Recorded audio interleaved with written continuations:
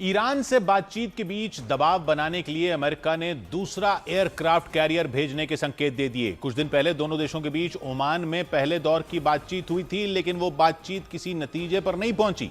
इस बीच अमेरिका ने ईरान को घेरने के लिए दूसरा एयरक्राफ्ट कैरियर भेजने का इशारा कर दिया और इसी के बाद ईरान पर अमेरिका के हमले की आशंकाओं ने और जोर पकड़ लिया, क्योंकि अमेरिका पिछले महीने से ही ईरान के आसपास अपनी सैन्य तैनाती बढ़ाने में जुटा हुआ है। अमेरिका का nuclear aircraft carrier Abraham Lincoln भी अरब सागर में पैर जमा चुका है।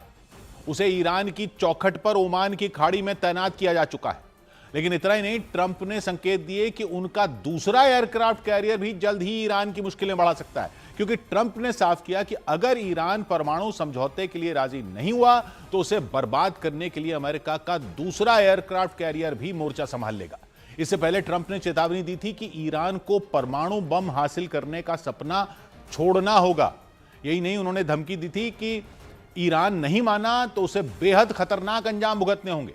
और अमेरिका की तैयारियों से भी साफ हो गया कि ट्रंप किसी भी वक्त जंग का ऐलान भी कर सकते हैं। ईरान के पड़ोसी देश कतर से आई सैटेलाइट तस्वीरों ने भी ईरान की धड़कनें बढ़ा दी, क्योंकि कतर में मौजूद अमेरिका के सैन्य अड्डे पर आक्रामक तैयारी नजर आई। यही नहीं, खबर है कि अमेरिका ने पश्चिम एशिया के अलग अलग देशों में मौजूद अपने एयरबेसों को हमले के लिए एकदम तैयार रहने के आदेश दे दिए और इसीलिए आशंका जताई गई कि अमेरिका ने ईरान को तबाह करने की पूरी योजना बना ली।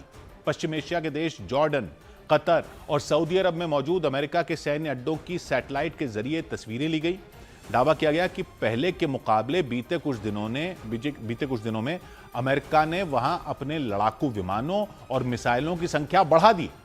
सैटेलाइट से ली गई उन तस्वीरों में जनवरी और फरवरी के बीच अमेरिका के उन सैन्य अड्डों पर बड़े बदलाव नजर आए। बताया गया कि कतर के अल उदैद एयरबेस पर अमेरिका ने बड़े पैमाने पर अपने घातक मिसाइल सिस्टम और खतरनाक लड़ाकू विमानों की तैनाती कर दी, ताकि जरूरत पड़ने पर तुरंत वहां से ईरान पर हमला बोला जा सके, क्योंकि ईरान बॉर्डर से कतर की दूरी सिर्फ 500 किलोमीटर। कतर के साथ ही जॉर्डन और सऊदी अरब में भी अमेरिका ने अपनी सैन्य तैनाती बढ़ा दी। लेकिन अमेरिका की तरफ से लगातार बढ़ रही घेरेबंदी के बीच ईरान ने साफ कर दिया कि वो किसी भी दबाव के आगे झुकने वाला नहीं। ईरान ने दो टूक कह दिया कि वो परमाणु समझौते पर बातचीत के लिए तो तैयार है, लेकिन अपने बैलिस्टिक मिसाइलों के कार्यक्रम पर कोई समझौता नहीं करेगा। यानी ईरान में खतरनाक मिसाइलें बनाने के काम पर रोक नहीं लगाई जाएगी, जबकि दावा है कि अमेरिका ईरान के परमाणु कार्यक्रम ही नहीं बल्कि उसकी बैलिस्टिक मिसाइलों पर भी लगाम कसना चाहता है, क्योंकि ईरान के जखीरे में एक से बढ़कर एक विनाशकारी मिसाइलें हैं।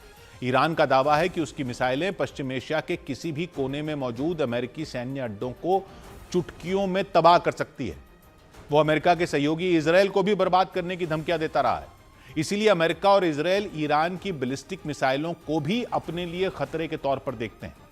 माना जा रहा है इसीलिए अमेरिका ईरान से परमाणु समझौता करने के साथ साथ उसकी खतरनाक मिसाइलों के उत्पादन पर भी रोक लगाना चाहता है। लेकिन ईरान ने ऐलान कर दिया कि वो बैलिस्टिक मिसाइलों के मामले में टस से मस नहीं होने वाला।